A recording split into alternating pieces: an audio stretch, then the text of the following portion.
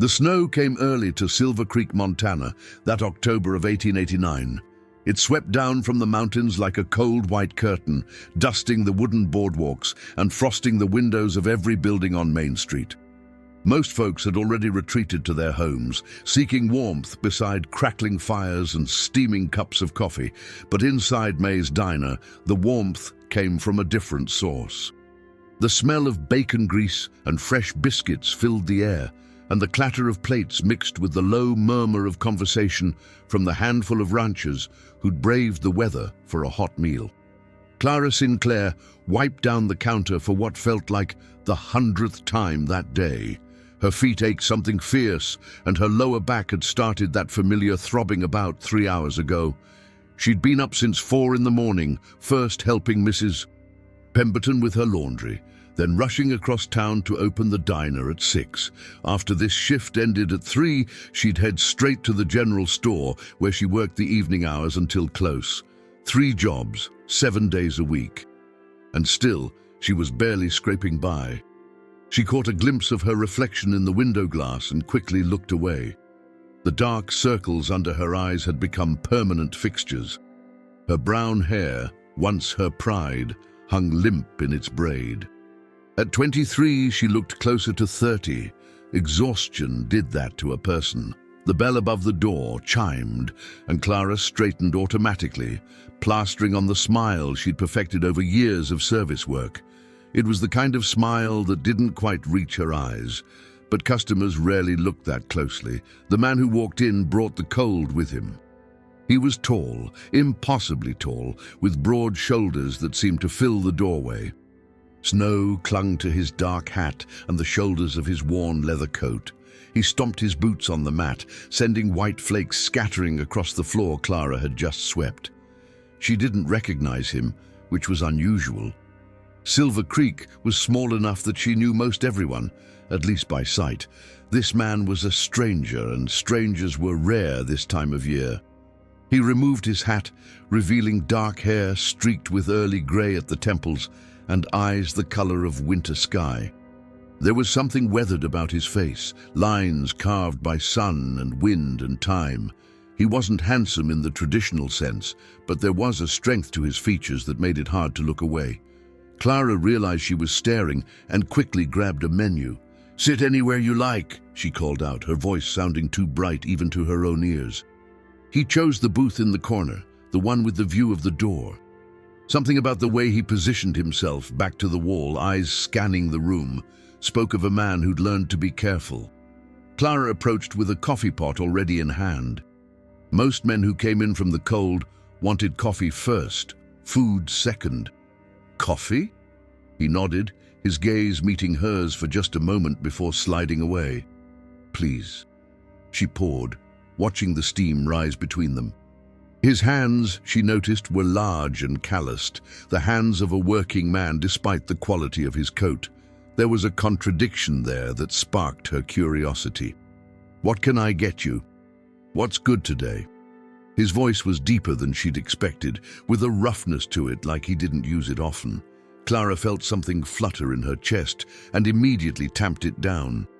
She was too tired for fluttering, too worn out for noticing things like the way a man's voice sounded or how his eyes crinkled slightly at the corners. "Everything's good," she said automatically. "May doesn't serve anything she wouldn't eat herself. But if you're looking for a recommendation, the beef stew will warm you up proper. Comes with fresh bread." "Sounds fine." She scribbled on her pad and turned to go, but his voice stopped her. "You look tired." Clara spun back, caught off guard by the observation. Most people didn't notice. Most people didn't care to look closely enough to see. She opened her mouth to deliver some practiced deflection, but something in his direct gaze made the words die on her tongue. "Long day," she said instead, something closer to honesty than she usually offered strangers. He nodded slowly, like he understood. "Lots of long days from the look of it." She should have been offended. Should have told him it wasn't polite to comment on a lady's appearance, but there was no judgment in his tone, just a quiet observation that somehow felt like acknowledgement rather than criticism. "Survival tends to require long days," she said quietly.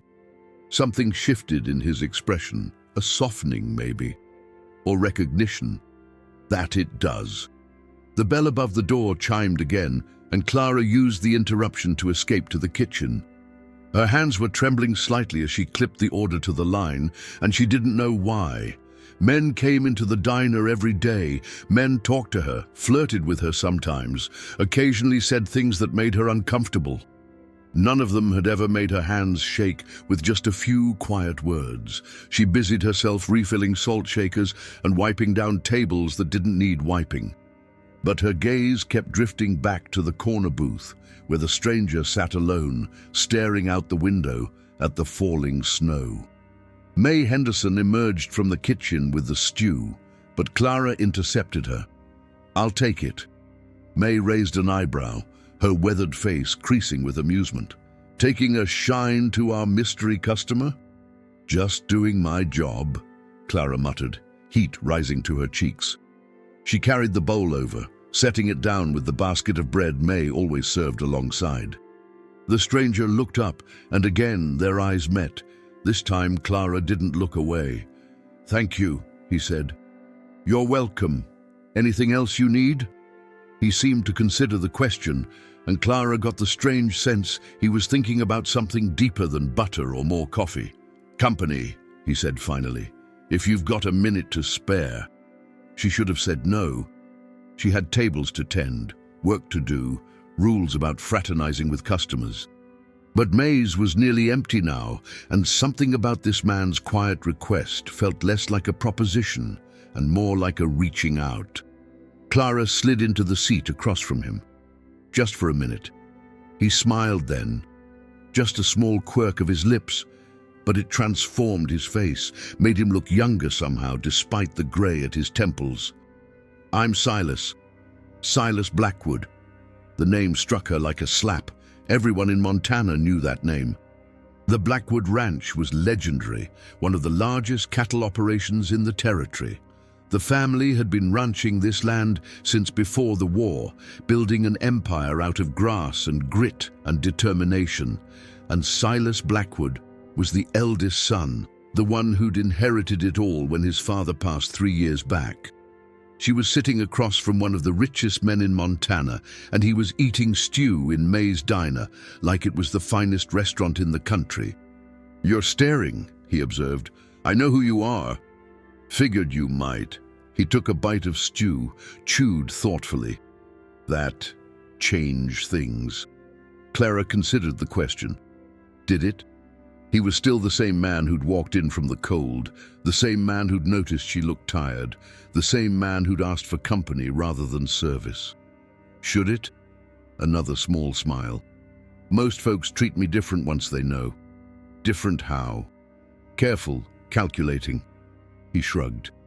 "Like they're trying to figure out what they can get from me." She thought about her aching feet, her empty pockets, the rent coming due at the end of the week. A smarter woman might see opportunity sitting across from her. A more desperate woman might try to leverage this moment into something more. But Clara had learned long ago that taking shortcuts usually led to longer roads in the end. "Must be lonely," she said. "Never knowing if people like you or what you can give them." His spoon paused halfway to his mouth, those winter-grey eyes fixed on her with an intensity that made her breath catch. "That might be the most honest thing anyone's said to me in years."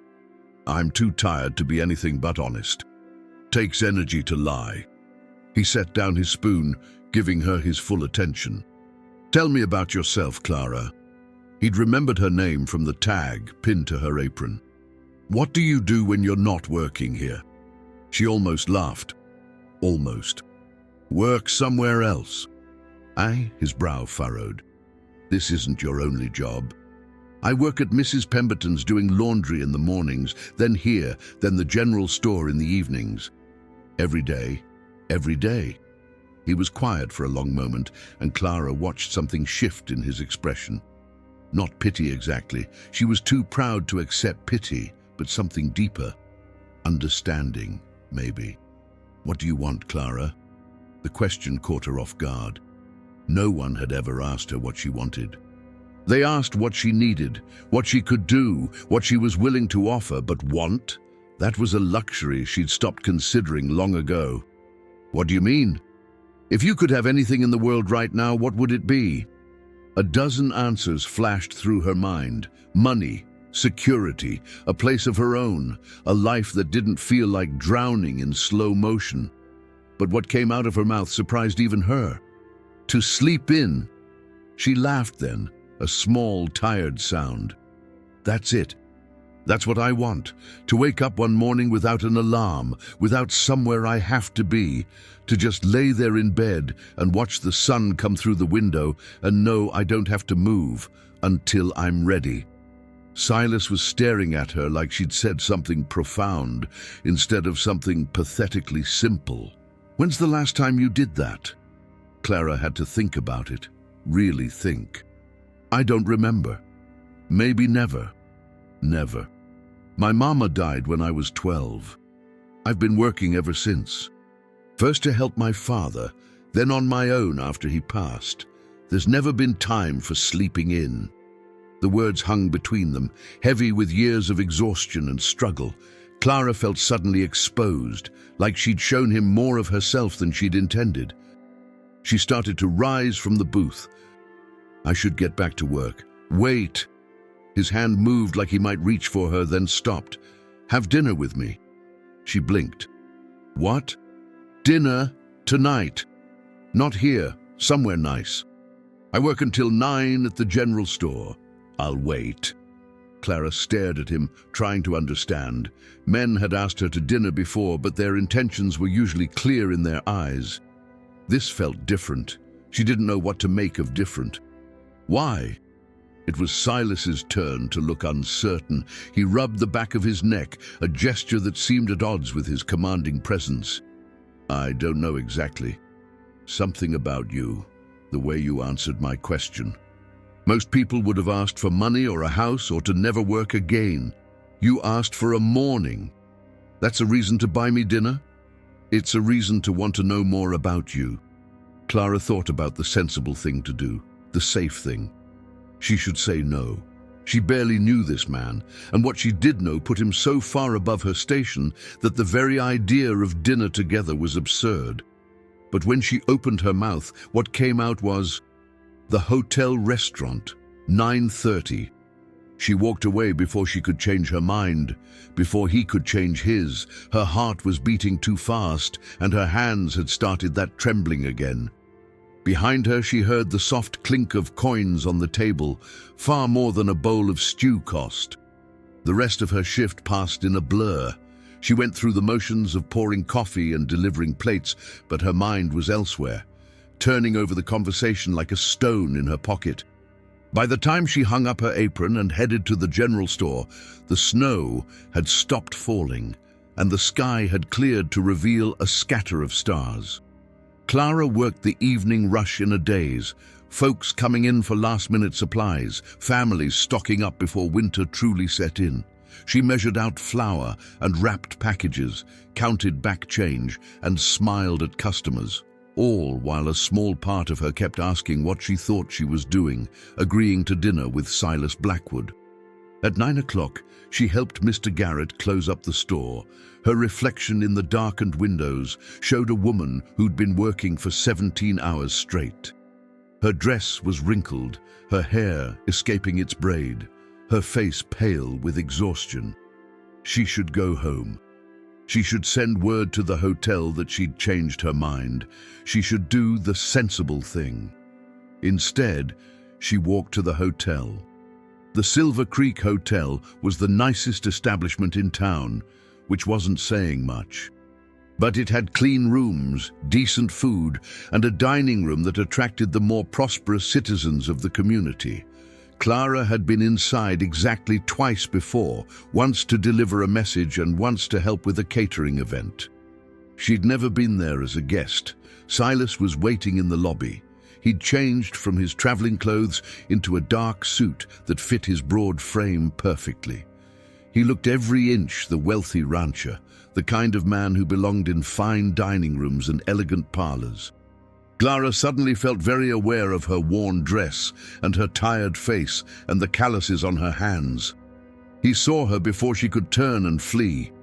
His face lit up in a way that made something warm unfurl in her chest.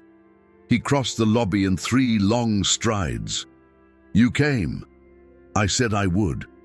"I know, but—" He trailed off, looking almost vulnerable. "I wasn't sure." "Neither was I." He offered his arm, a gesture so gentlemanly it made her hesitate. She wasn't the kind of woman men offered their arms to. She was the kind of woman who served and cleaned and stayed invisible. But Silas waited, patient and steady, until she finally placed her hand in the crook of his elbow. The dining room was warm and softly lit. A handful of other diners occupied the tables, and Clara felt their curious gazes as Silas led her to a table by the window. The hotel staff treated him with obvious deference, pulling out her chair and presenting menus with flourishes they certainly didn't offer ordinary customers. "Order whatever you like," Silas said. Clara looked at the menu, at prices that made her stomach clench. A single meal here cost more than she made in a day, maybe 2 days. "I don't think I can eat much," she admitted. "My stomach's not used to heavy food at night." "Then order light. Soup, maybe. And some of that bread they do here, it's exceptional." She ordered the soup. He ordered a steak. When the food came, they ate in a silence that should have been awkward, but somehow wasn't. Clara found herself relaxing by degrees, the warmth of the room and the warmth of the soup thawing something inside her that had been frozen for a very long time. "Tell me about your ranch," she said finally. Silas's face changed when he talked about Blackwood Ranch. The guarded expression he'd worn in the diner melted away, replaced by genuine passion. He spoke of rolling grasslands and mountain streams, of cattle herds and horse breeding programs. He talked about the house his grandfather had built and the additions each generation had made. He described sunrises over the eastern ridge and the way the whole valley turned gold in autumn. "You love it," Clara said, "more than anything. It's not just land. It's legacy. It's responsibility." He paused. "Sometimes it's also incredibly lonely. You don't have family there. I had a brother. He died in a fever 4 years back, right before my father. Now it's just me and about 30 ranch hands who treat me like I'm made of glass because I'm the last Blackwood. I'm sorry. Don't be. I've made peace with it." He studied her across the table. "Your turn. Tell me about Clara Sinclair." She didn't know where to start. Her life felt so small compared to his, a series of struggles and setbacks without the grand legacy to show for it. But he was watching her with those patient eyes, and somehow the words came. She told him about her mother's death, the influenza that swept through Silver Creek and took so many. About her father's grief, the way he'd poured himself into work until his heart gave out. About being 17 and suddenly alone, with nothing but debts and a determination to survive. "I sold everything we had except what I could carry. Got a room at the boarding house and started working. Haven't stopped since. 6 years of working 3 jobs, sometimes 4, when I can get them." Silas was quiet for a long moment. Then he said, "That's remarkable." Clara frowned. "What is?" "You. What you've done. Most people would have given up, found the easy way out. There is no easy way out, not for women like me. Women like you? Poor, alone, without family or connections." She met his eyes, refusing to look away from the truth. "The easy way out for women like me usually involves selling something I'm not willing to sell." Something fierce flashed in his expression. "You shouldn't have to struggle like this. No one should. Should and is are different things." The evening stretched on. They talked until the dining room emptied, and the staff began pointedly clearing nearby tables. When Silas finally walked her to the door, the night had grown bitter cold. Stars blazed overhead like scattered diamonds. "Let me see you home," he said. "You don't have to do that." "I want to." They walked through the quiet streets, their breath making small clouds in the frozen air. When they reached her boarding house, Clara turned to say goodnight and found Silas watching her with an expression she couldn't read. "I have to go back to the ranch tomorrow," he said, "but I'll be in town again next week." "Will you have dinner with me again?" The sensible thing would be to say no. This couldn't go anywhere. He was a wealthy rancher, she was a waitress. Their worlds didn't intersect except by accident. "Yes," she heard herself say. He smiled that rare smile, the one that transformed his weathered face. Good. He didn't try to kiss her, didn't reach for her hand, just tipped his hat and wished her good night, then waited on the boardwalk until she was safely inside. Clara climbed the stairs to her tiny room on legs that felt like they belonged to someone else. She was too tired to think clearly, too confused to sort through her feelings. But as she fell into bed, still wearing her dress because she was too exhausted to change, one thought circled through her mind. He'd waited, he'd walked her home, and he'd asked to see her again. Maybe, just maybe, this was something real. The following week passed in a blur of work and waiting.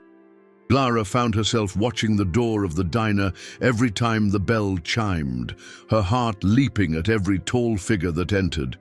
She caught May giving her knowing looks, but refused to acknowledge them. It was foolish, this giddy anticipation. She barely knew the man. One dinner didn't mean anything. He'd probably forgotten about her the moment he rode back to his grand ranch, probably had a dozen women waiting for his attention. But on Thursday afternoon, a letter arrived at the diner. Clara recognized the elegant handwriting from the way he'd signed the hotel register. "Miss Sinclair," it read, "I have thought of little else but our conversation since leaving Silver Creek. Business has delayed my return, but I will be in town Saturday evening. If you're still willing, I would be honored to take you to dinner again. Yours, Silas Blackwood." Clara read the letter 4 times before tucking it into her apron pocket. Her hands were trembling again, but this time she didn't mind. Saturday came cold and clear. Clara worked her morning shift in a distracted haze, then rushed home to prepare for the evening. She had one good dress, a blue cotton she'd bought second-hand and carefully altered to fit. It wasn't fancy, but it was clean and respectable. She was brushing her hair when someone knocked at her door. Mrs. Potter, the boarding house landlady, stood in the hall with an enormous box in her arms. "This came for you," she said, her voice dripping with curiosity. Clara carried the box to her bed and lifted the lid with shaking hands. Inside, nestled in tissue paper, was the most beautiful dress she'd ever seen. Deep green velvet with delicate lace at the collar and cuffs. Beside it lay a matching wrap and a pair of kid leather gloves. The note inside was simple. "Every woman deserves to feel beautiful. Please accept this gift, no strings attached." Clara stared at the dress for a long time. Her first instinct was to send it back. She wasn't the kind of woman who accepted expensive gifts from men, no matter how they were presented. But as she touched the soft velvet, something shifted in her chest. He'd remembered that her dress was worn.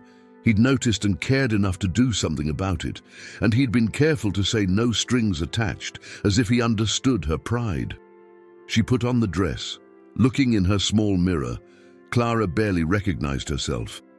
The green brought out the hidden warmth in her brown eyes and made her skin glow. The cut was modest but flattering, designed to enhance rather than expose. She looked like a lady. A real lady. Silas was waiting in the hotel lobby again.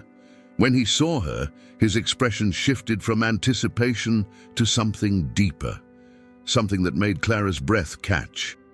"You're beautiful," he said quietly. "It's the dress." "It's you." He offered his arm. "The dress is just lucky to be worn by you."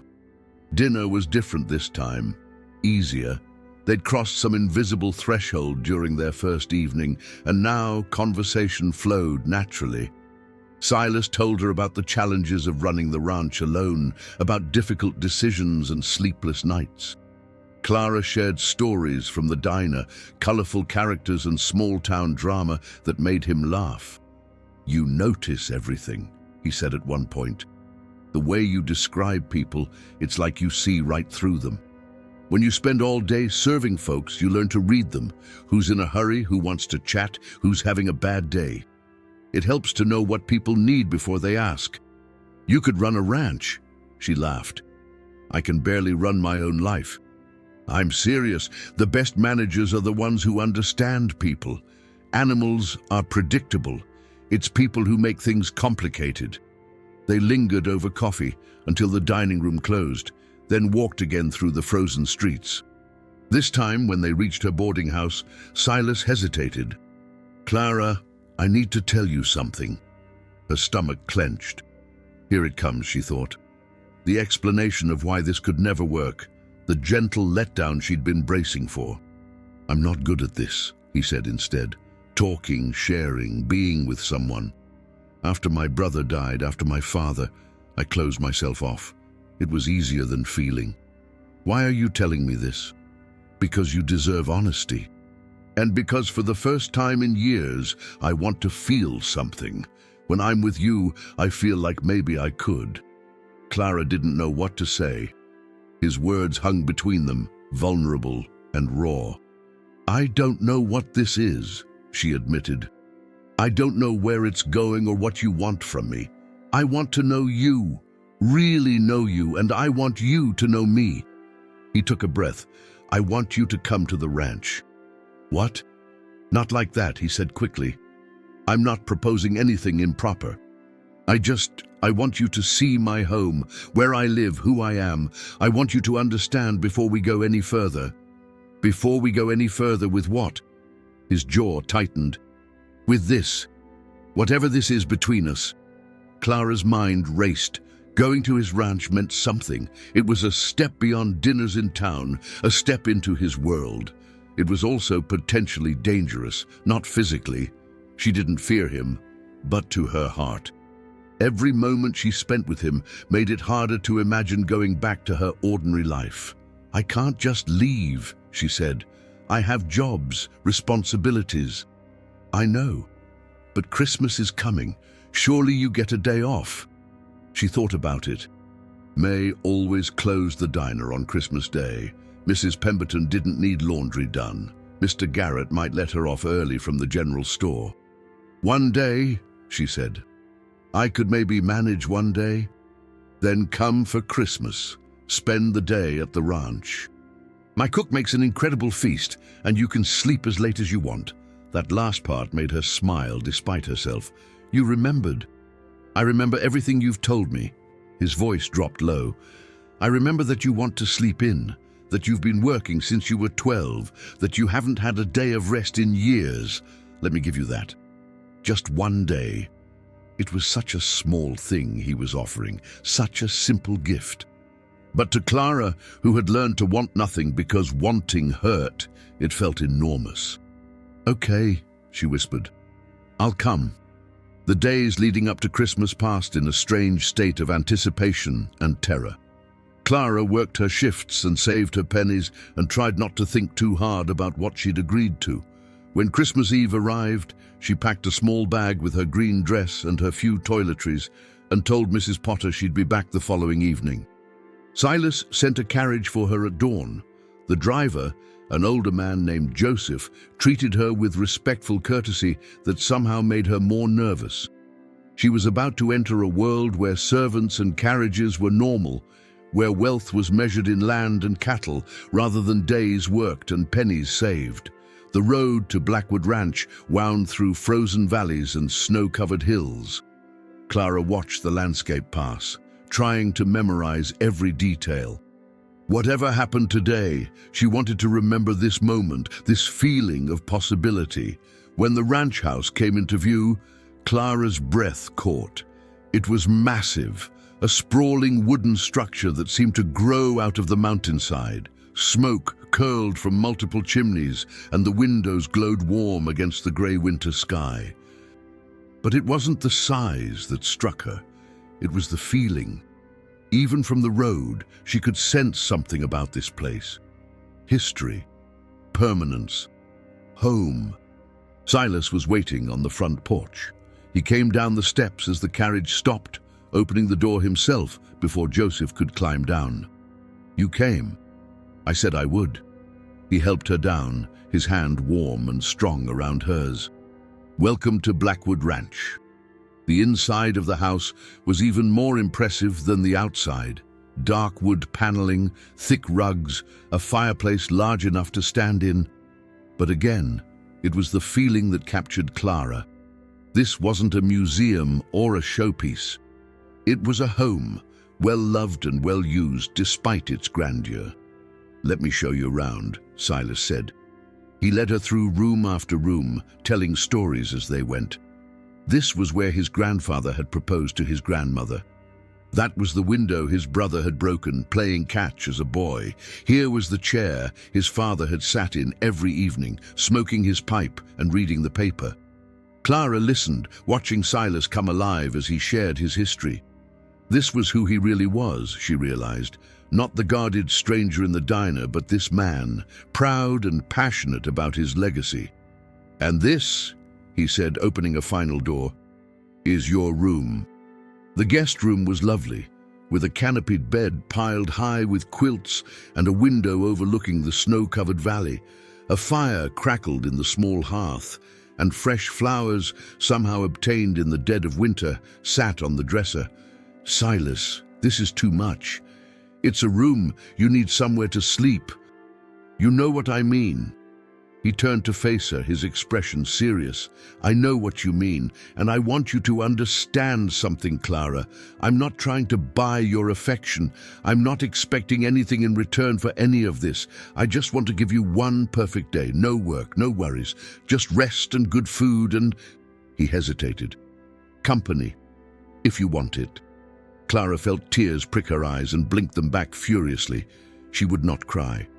She would not fall apart just because someone was being kind to her. "I want it," she managed. "The company, I mean." His face softened. "Then rest for a bit. I'll send someone to fetch you when breakfast is ready." He left her alone, and Clara sank onto the edge of the bed. The mattress was impossibly soft, the quilts impossibly warm. She told herself she would just close her eyes for a moment. She woke to late morning light streaming through the window. Clara sat up in a panic, heart racing. She'd overslept. She was late. She needed to be somewhere, needed to work, needed to move. Then she remembered where she was and why. Slowly she lay back down. The ceiling above her was beamed with dark wood, and shadows danced across it as clouds passed over the sun. Outside, she could hear the distant sounds of ranch life, horses and voices and someone chopping wood. But no one was calling her name. No one was knocking on her door, demanding she get up and work. For the first time in her memory, she had nowhere to be. Clara stayed in bed. She watched the light change as the sun climbed higher. She listened to the fire pop and crackle. She pulled the quilts up to her chin and let herself simply exist. Without purpose, without urgency, without fear. When she finally rose, it was because she wanted to, not because she had to. The difference was profound. She found Silas in the kitchen, of all places, helping the cook prepare what looked like enough food for 20 people. "There you are," he said, grinning. "Merry Christmas." "Merry Christmas." She looked at the spread of food, then back at him. "You let me sleep. That was the point. It's almost noon." "I know. You needed it." He wiped his hands on a towel. "How do you feel?" Clara considered the question. Her feet didn't ache. Her back didn't throb. The bone-deep exhaustion she carried, like a second skin, felt lighter somehow. "Better," she admitted. "I feel better." His smile widened. "Good. Now come eat. Martha's made enough to feed an army, and I've been banned from tasting anything else until you're at the table." They ate in the big dining room, just the two of them at a table that could seat 20. It should have felt ridiculous, but somehow it felt intimate instead. They talked and laughed and ate until Clara was certain she'd never be hungry again. After the meal, Silas suggested a walk. Clara bundled into her new wrap and followed him outside, where the cold bit at her cheeks but couldn't touch the warmth spreading through her chest. They walked through the snow, past barns and corrals and outbuildings, and Silas told her stories of everyone. This was where he'd learned to ride. That was where his brother had hidden to avoid chores. Here was the spot where his father had proposed to his mother on a Christmas day much like this one. "You miss them," Clara said, "every day." He stopped walking, turning to face the mountains in the distance. "But having you here, showing you all this, it doesn't hurt as much as I expected. It feels right." Clara didn't know what to say to that. She was just a waitress from town. She didn't belong in this place of history and legacy. But standing next to Silas, watching the sun paint the snow in shades of gold and pink, she wanted to belong, more than she'd wanted anything in a very long time. "Silas," she started. "I know," he said quietly. "I know you're going to say this can't work, that we're too different, that you don't fit into my world. How did you know?" "Because I've been saying it to myself for weeks." He turned to look at her, his grey eyes intense. "And I don't care anymore." "It's not that simple." Why not?" "Because people will talk. Because your friends and neighbors will judge you for courting a waitress. Because I have nothing to offer you except myself. And I'm not even sure that's enough." Silas stepped closer. Not touching her, but close enough that she could feel the heat of him even through the cold. "Let them talk. Let them judge. I've spent my whole life trying to live up to everyone's expectations, and it's brought me nothing but loneliness." His voice dropped low. "You asked me once what I wanted. I couldn't answer then. I can now. What do you want?" "You. I want you, Clara. Not because you're pretty or clever or good company, though you're all those things. I want you because when I'm with you, I feel like myself.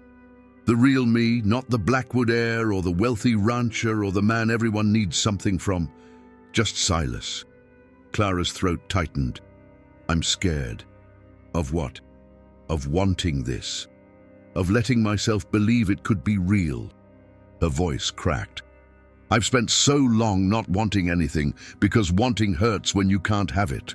And this is so far beyond anything I ever imagined wanting that I don't know how to feel it without being terrified." Silas reached out then, slowly, giving her time to pull away. His hand cupped her cheek, thumb brushing away a tear she hadn't realized had fallen. "I'm scared too," he admitted. "I haven't let anyone close since my family died. I don't know how to do this right. I just know I can't keep pretending I don't feel something for you." They stood there in the fading light, snow falling softly around them. Clara closed her eyes and let herself feel, really feel, what was happening. The warmth of his hand on her face, the steady beat of her own heart, the terrifying, exhilarating possibility of being loved. "Don't go back tonight," Silas said. Her eyes flew open. "What?" "Stay." "Not like that," he added quickly. "You have your own room. I'm not asking for anything improper. I'm not ready for this day to end. Please." Clara thought about Mrs. Potter and her wagging tongue. Thought about what people would say if they knew she'd spent the night at Blackwood Ranch. Thought about every rule she'd lived by, every line she'd never crossed. Then she thought about how she'd felt waking up that morning, unhurried and unafraid, and how she never wanted that feeling to end. "Okay," she said, "I'll stay." The evening passed in warm contentment. They played cards by the fire, and Silas taught her a game his brother had loved. They drank hot cider and ate Christmas cookies and talked until the fire burned low. When Clara finally retreated to her room, she found that someone had left a nightgown on the bed, soft white cotton with lace at the collar. She changed and climbed under the quilts and fell asleep feeling safer than she had in years. In the morning, she slept in again. This time when she woke, she didn't panic. She just lay there watching the light, savoring the quiet. When she finally rose and dressed, She found Silas waiting in the dining room with breakfast already laid out. "You're going to spoil me," she said.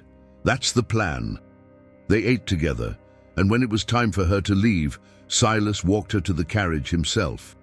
Joseph was waiting, the horses stamping impatiently in the cold. "When can I see you again?" Silas asked. "I work every day until Sunday. Then I'll come to town on Sunday. We'll have dinner and maybe a walk if the weather's fine." Clara smiled. "I'd like that." He helped her into the carriage, his hand lingering on hers. "Thank you for coming, for giving me a chance." "Thank you for asking." The ride back to town felt shorter than the ride out. Clara watched the landscape pass and thought about everything that had happened in the last 2 days. It felt like a dream, the kind of dream she'd stopped allowing herself long ago, but when she touched her cheek, she could still feel the ghost of his hand. When she closed her eyes, she could see the warmth in his gaze. This was real. Whatever happened next, this was real. The weeks that followed passed in a blur of work and waiting and stolen moments. Silas came to town every Sunday, and they had dinner and walked and talked until the cold drove them inside.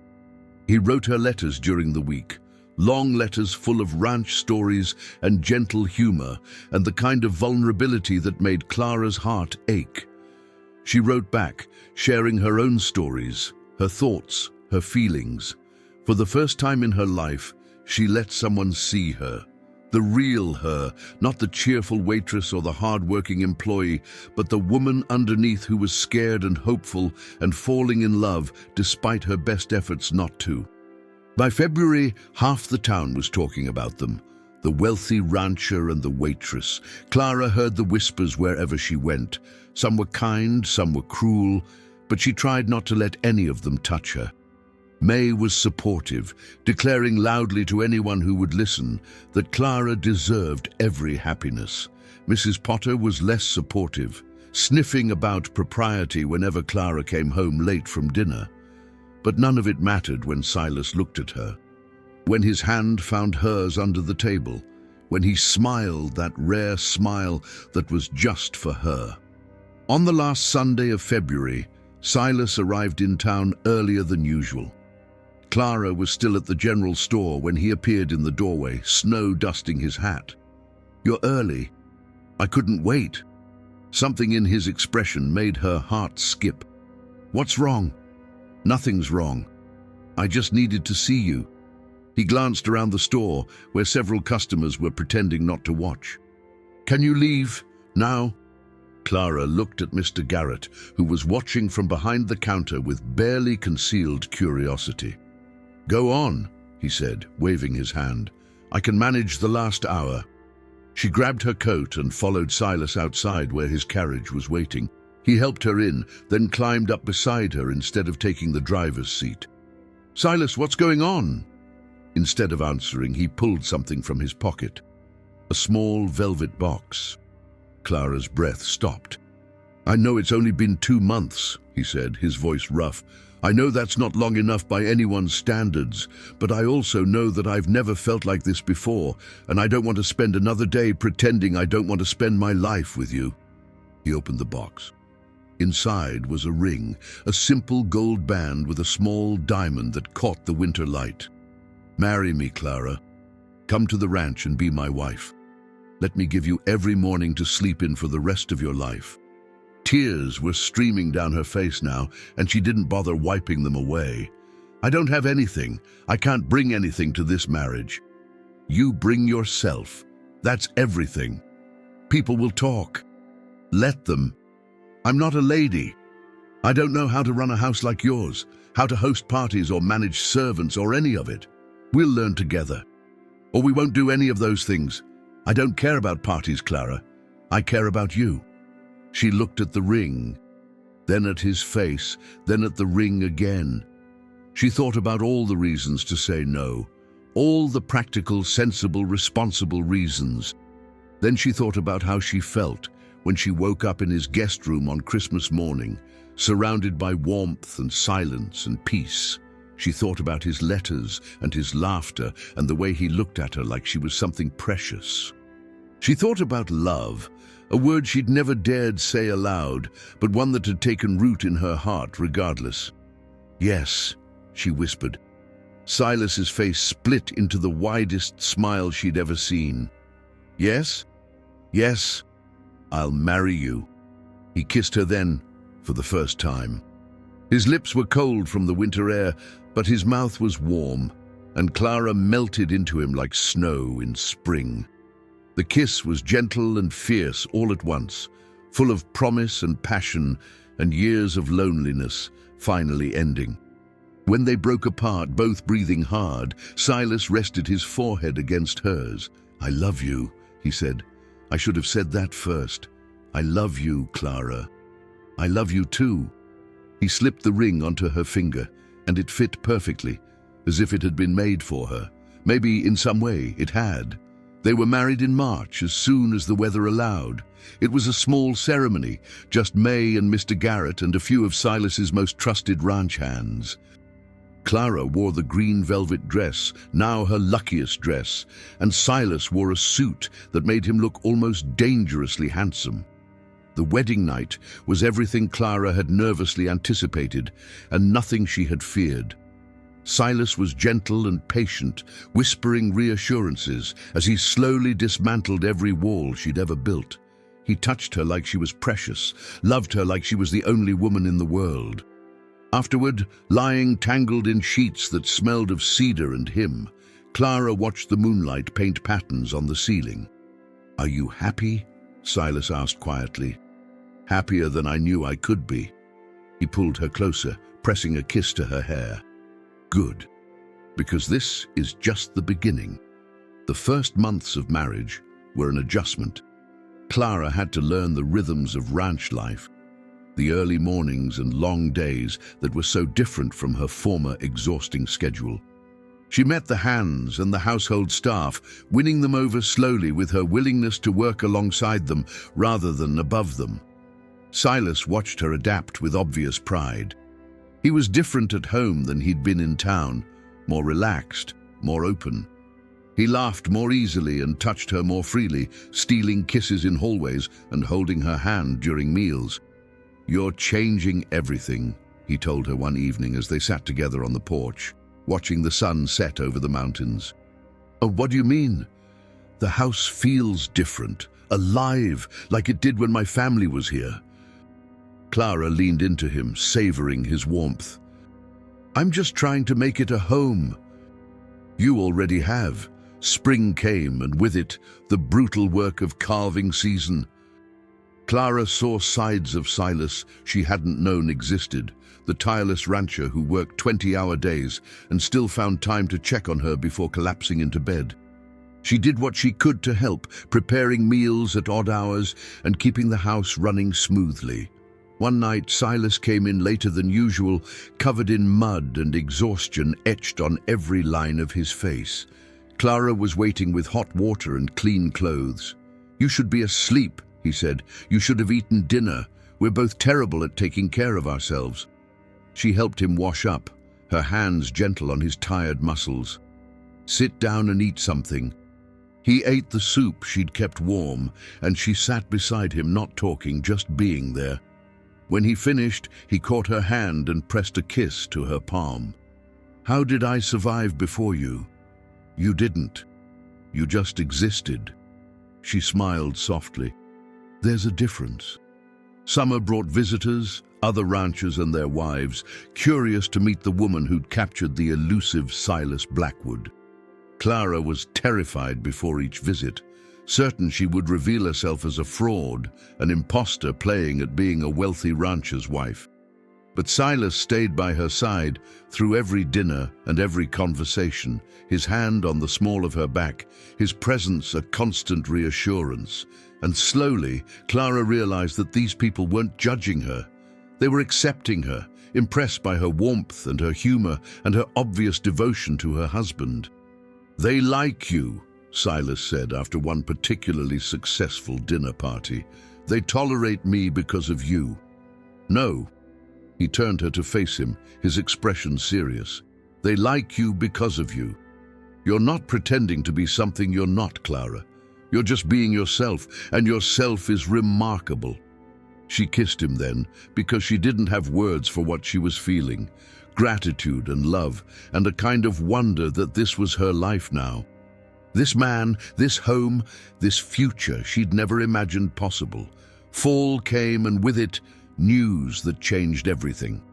Clara had been feeling unwell for weeks, tired and nauseous in a way that reminded her of the bone-deep exhaustion of her working days. She assumed she was just adjusting to ranch life, pushing herself too hard like she always did. But when she fainted at breakfast one morning, Silas insisted on sending for the doctor. The diagnosis was not an illness. It was a miracle. "You're pregnant," the doctor said, smiling at their stunned faces. "About 2 months along, I'd say. The baby should arrive in the spring." Clara couldn't speak, couldn't think, could only stare at Silas, whose face had gone through a dozen emotions before settling on pure, radiant joy. "A baby," he whispered. "We're having a baby. We're having a baby." He swept her into his arms, lifting her off her feet and spinning her around despite the doctor's protests about being careful. Clara laughed and cried at the same time, overcome by a happiness so intense it felt like drowning. That night, lying in bed, Silas placed his hand on her still flat stomach. "I didn't know I wanted this," he admitted. "I'd given up on the idea of children after my family died, figured the Blackwood line would end with me. And now? Now I can't imagine anything else." He looked up at her, his eyes bright. "You're giving me everything, Clara. A home that feels alive. A future I thought I'd lost, a child." She covered his hand with hers. "You gave me everything first, rest and safety and love," her voice caught. "And now a family. Our family." The pregnancy was not easy. Clara was sick for the first few months, barely able to keep food down.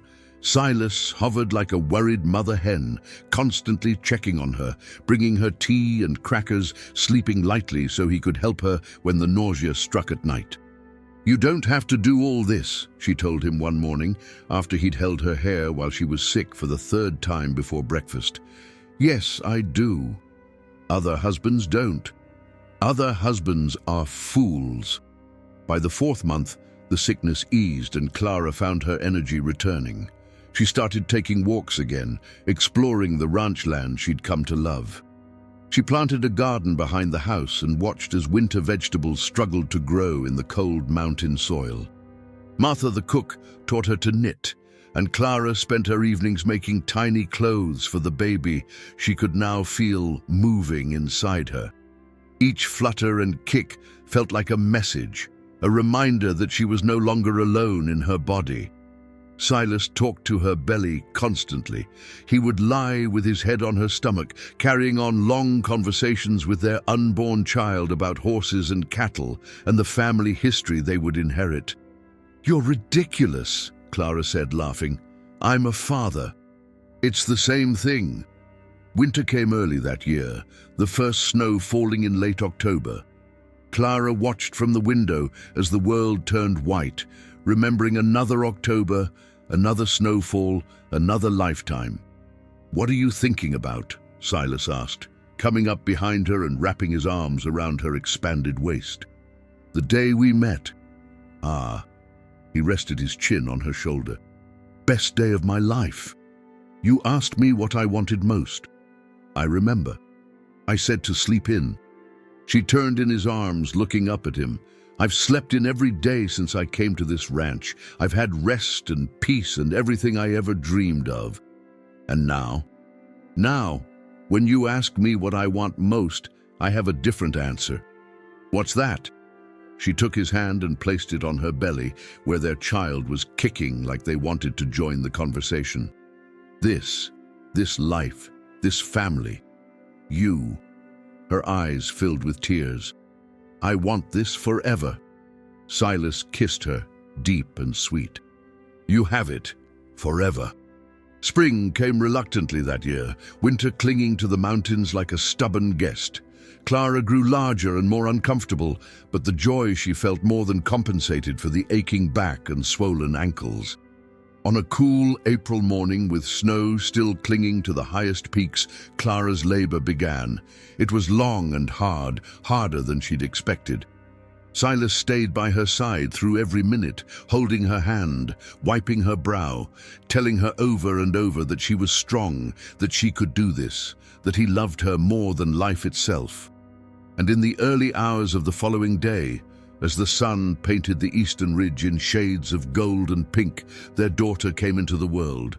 She was perfect, 10 fingers, 10 toes, a cap of dark hair like her father, and eyes that Clara swore already held the same keen intelligence as Silas's. They named her Elizabeth after Clara's mother, and she was the most beautiful thing Clara had ever seen. "We made that," Silas whispered, staring at their daughter with undisguised wonder. "We made a whole person. We did." He looked up at Clara, tears streaming down his weathered face. "Thank you for her, for everything. Thank you for asking me to dinner." Clara laughed weakly, exhaustion and joy mingling in her voice. "For not giving up on a tired waitress who only wanted to sleep in. You were never just a tired waitress. You were always the woman who was going to change my life." He leaned in and kissed her forehead. "I just didn't know it yet." The years that followed were not always easy. Ranching was hard work, and there were droughts and floods and market crashes that tested their resolve. Elizabeth was joined by a brother, Thomas, and then a sister, Rose. The house that had once felt empty now echoed with laughter and arguments, and the chaos of a family very much alive. But through every challenge and every joy, Clara and Silas faced it together. They fought sometimes because two strong-willed people could not live together without conflict. But they always made up, always found their way back to each other, always remembered what they had built from a chance meeting and a simple question. On their 10th wedding anniversary, Silas took Clara back to the spot where he'd proposed. The snow was falling softly, just like it had that day, and the world felt hushed and perfect. "Do you remember what you said?" he asked. "When I asked you to marry me?" I said yes. "Before that, all the reasons you gave me why it wouldn't work." Clara smiled, remembering her younger self's fears. "I said people would talk, that I wasn't a lady, that I had nothing to offer." "And what do you say now?" She looked around at the ranch they'd built together, at the home they'd filled with love and children and life. She thought about the woman she'd been, exhausted and hopeless, wanting nothing more than a single morning of rest. "I say I was wrong," she admitted. "About all of it." "Which part especially?" "The part where I said I had nothing to offer." She took his hand, the one still wearing his wedding ring after all these years. "I had everything to offer. I just didn't know it yet." Silas smiled, that rare smile that still transformed his face. "No, you just needed someone to see it." He kissed her then in the falling snow, with the mountains watching and a decade of love between them. And Clara thought about how strange life was, how the smallest moments could change everything. A question asked in a diner, an honest answer given in exhaustion. A man who looked at her tired eyes and saw something worth knowing. She had wanted to sleep in, and instead she had woken up to everything. That night, after the children were in bed and the house was quiet, Clara stood at the window of their bedroom, watching the snow fall. Silas came up behind her, as he always did, wrapping his arms around her. "What are you thinking about? How different my life would be if you hadn't walked into that diner. I'd be alone, and you'd be exhausted. Probably." She leaned back into him. "I'm glad you walked in. I'm glad you answered honestly." He pressed a kiss to her hair. "To sleep in, of all the things you could have asked for. It was what I needed, at the time. And now?" Clara turned in his arms, looking up at the man who had given her everything she'd never known to want. "Now I have everything, and I wouldn't change a single moment. Not even the hard parts? Especially not the hard parts. They brought us here. Silas smiled, and even after 10 years, that smile still made her heart skip. I love you, Clara Blackwood. I love you too, Silas Blackwood. They stood together in the quiet darkness, two people who had found each other against all odds, who had built a life out of honesty and patience and love. Outside, the snow kept falling, blanketing the world in white. And tomorrow morning, Clara would sleep in, because she could, because she had a husband who would make sure the children were fed and the ranch was running and the world kept turning while she rested. Because after years of survival, she had finally found something better. She had found home. The story of Clara and Silas Blackwood became something of a legend in Silver Creek. People told it for generations, the tale of the millionaire rancher who asked a waitress what she wanted and fell in love with her answer. They talked about how she'd transformed from an exhausted worker to a beloved wife and mother, how he'd gone from lonely heir to happy family man. But the story they told was only the beginning. What came after, the years of love and laughter and loss and growth, that was the real miracle. That was what Clara thought about on cold winter nights, when she sat by the fire with her grandchildren on her lap, telling them about how their grandfather had walked into a diner on a snowy October day and changed everything. "What did you say, Grandma?" they would ask. "When he asked what you wanted." "I said I wanted to sleep in." "That's it? That's it." Clara would smile, remembering. "And he gave me so much more." Because that was the thing about love she had learned. It started with simple honesty, with being tired enough to tell the truth, with someone caring enough to listen. And from there, it could grow into anything. On Clara's 80th birthday, surrounded by children and grandchildren and great-grandchildren, Silas stood up to make a toast. He was old now, his hair silver and his hands unsteady, but his eyes were still bright and his voice was still strong. "To Clara," he said, raising his glass, "the woman who taught me that the best things in life are free, rest, peace, love, family." He looked at her, and even after 57 years, his gaze still made her feel like the only woman in the room. And to the girl in the diner, who told me what she wanted most was to sleep in. I've spent my whole life trying to give her that. And everything else. "Did you succeed?" someone called out. Silas looked at Clara, eyebrow raised. She thought about all the mornings she'd spent in bed, all the breakfasts he'd brought her, all the times he'd shooed away children and responsibilities so she could rest. "He did," she said. "Every single day." The cheers were deafening, but Clara barely heard them. She was looking at her husband, the man who had seen her at her most exhausted and most vulnerable and had chosen to love her anyway. The man who had given her everything she'd never dared to want. That night, after the party was over and the guests had gone, they sat together on the porch of the ranch house, watching the stars come out. It was October, just like it had been when they met, and there was a chill in the air that spoke of coming snow. "Do you remember," Silas said quietly, "what you said when I asked you to marry me?" I said yes. "Before that, you said you had nothing to offer." Clara smiled, the same words from their 10th anniversary echoing across the decades. "I was wrong."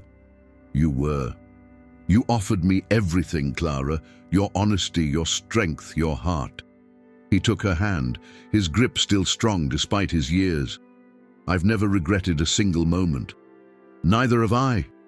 They sat in comfortable silence, two old people who had once been young, who had built a life together from a chance meeting and a simple truth. "If you could go back," Silas said eventually, "would you change anything?" Clara considered the question. She thought about all the hard years before they met, all the struggle and exhaustion and loneliness. She thought about the challenges they'd faced together, the losses they'd mourned, the fears they'd overcome. "No," she said finally. "Not a single thing. Not even the hard parts. especially not the hard parts. She squeezed his hand. They brought us here. Silas lifted her hand to his lips and kissed it, the same gesture he'd made on their first night together, repeated countless times over 5 decades. I love you, Clara Blackwood. I love you too, Silas Blackwood. Above them, the stars blazed. Around them, the ranch they'd built hummed with life. And somewhere in the house, their children and grandchildren were sleeping, carrying on the legacy they'd created together. It had started with a question, asked in a diner on a snowy day. It had grown into a lifetime of love. And tomorrow morning, like every morning for the past 57 years, Clara would sleep in. Not because she was exhausted, but because she could. Because she had a husband who loved her enough to let her rest. Because she had finally found what she'd been searching for all along: peace, security, home, and most of all, love. The kind of love that started with a simple question and an honest answer. The kind of love that changed everything. Clara closed her eyes and smiled, feeling the warmth of Silas's hand in hers, hearing the gentle rhythm of his breathing. This was what she'd wanted all those years ago. Not just to sleep in, but to feel safe enough to rest. To be loved enough to let her guard down. To have someone who would watch over her while she dreamed. She had found it. Against all odds, in the most unexpected place, with the most unexpected person. And it was everything. The snow began to fall as they sat there, the first flakes of a new winter. Clara watched them drift down, remembering another snowfall, another lifetime. But that woman was gone now, the exhausted waitress who wanted nothing more than a morning of rest. In her place was someone stronger, someone softer, someone who had learned that wanting wasn't weakness. Clara Blackwood had wanted to sleep in, and she had gotten so much more. Tomorrow, the sun would rise over the mountains. The ranch would come alive with the sounds of family and work and life. There would be challenges to face and joys to celebrate and 1,000 small moments that made up a good life. But for now, there was only this, the snow and the stars and the man she loved. The man who had walked into a diner on a cold October day and asked a tired waitress what she wanted most. The man who had listened to her answer and seen something worth loving. The man who had given her everything. Clara leaned into Silas's shoulder, feeling his arm come around her. The snow kept falling, soft and silent, blanketing the world in white. And in the quiet of that October night, surrounded by everything she loved, Clara Blackwood was finally, completely, wonderfully at rest. Not because she was tired, but because she was home. Silas passed peacefully in his sleep on a spring morning, 3 months after their 60th anniversary. Clara woke to find him still beside her, his hand clasped in hers as it had been every night of their marriage. His face was peaceful, the lines of age softened, and she knew before she even reached for him that he was gone. The funeral was the largest Silver Creek had ever seen. People came from 3 states away, ranchers and businessmen and politicians who had known the Blackwood name. But it was the townspeople who moved Clara most. The descendants of folks she'd served coffee to all those years ago, who remembered the story of the waitress and the rancher. Her children wanted her to move into town, to live with one of them, where she wouldn't be alone.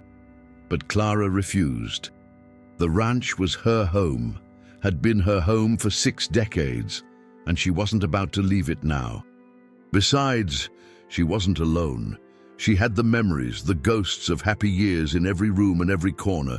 She had the view from the bedroom window, the same mountains she and Silas had watched together countless times.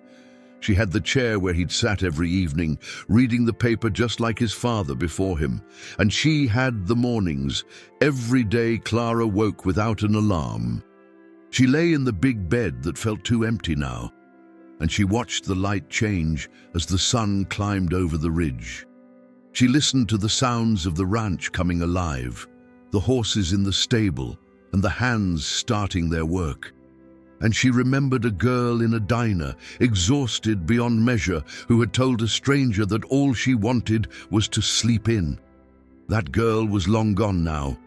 In her place was a woman who had lived a full and beautiful life, who had loved and been loved, who had built a family and a legacy that would outlast her. A woman who had learned that sometimes the smallest wishes could lead to the greatest gifts. Clara smiled as the morning light warmed her face. "I'll see you soon, Silas," she whispered to the empty room. "Just let me rest a little longer." And she closed her eyes, and she slept, and she dreamed of snowfall and starlight and the sound of a deep voice asking her what she wanted most. In her dream, she answered the same way she always had, the same way she always would: to sleep in. And in her dream, a young man with winter-grey eyes smiled at her and said, "I can give you that, and so much more." When Clara Blackwood passed away the following winter, she did so in her sleep, peaceful and content, in the same bed where she'd woken up on Christmas morning all those years ago. Her children found her the next day, a small smile on her face, as if she'd been dreaming of something wonderful. They buried her next to Silas, on the hill overlooking the valley, where you could see the whole ranch spread out below. The headstone was simple, just their names and dates, and a single line that Clara had requested years earlier. She wanted to sleep in. He gave her everything. And if you visit Silver Creek today, the old-timers will still tell you the story about the millionaire rancher who walked into a diner on a snowy October day and asked a tired waitress what she wanted most. About her answer, so simple and so honest that it changed both their lives. About the love they built together, the family they raised, the legacy they left behind. They'll tell you that the ranch is still there, run now by the great-great-grandchildren of Clara and Silas Blackwood. That the diner still stands on Main Street, though it's been renamed the Sleeping Inn Cafe in honor of the woman who made their town famous. And they'll tell you that on cold October mornings, when the first snow of the season falls, you can sometimes see two figures walking through the valley hand in hand, as if they have nowhere to be and all the time in the world. Some say it's just a trick of the light, others say it's something more, but everyone agrees on one thing. It's one heck of a love story. The kind of story that reminds you that love can find you anywhere, in a crowded diner, on a snowy day, when you're too tired to be anything but honest. The kind of story that makes you believe in second chances, in happy endings, in the simple magic of being seen and known and loved exactly as you are. The kind of story Clara and Silas Blackwood lived every single day of their 60 years together, and the kind of story that ends, as all the best stories do, with rest, with peace, with home, with love.